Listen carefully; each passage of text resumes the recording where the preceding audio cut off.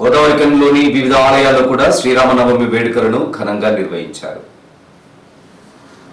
ఈ క్రమంలో స్థానిక పవర్ హౌస్ కాలనీలోని గోదా రంగనాథ స్వామి దేవాలయంలో సీతారాముల కళ్యాణ మహోత్సవాన్ని కన్నుల పండుగగా నిర్వహించారు. ఆధ్యాత్మిక కార్యక్రమంతో పాటు సాంస్కృతిక కార్యక్రమాలను కూడా నిర్వహించారు. వేడుకలలో భాగంగా పలువురు చిన్నారులు ప్రదర్శించిన భరతనాట్యం, కూచిపూడి నృత్యాలు అందరినీ విశేషంగా ఆకట్టుకున్నాయి.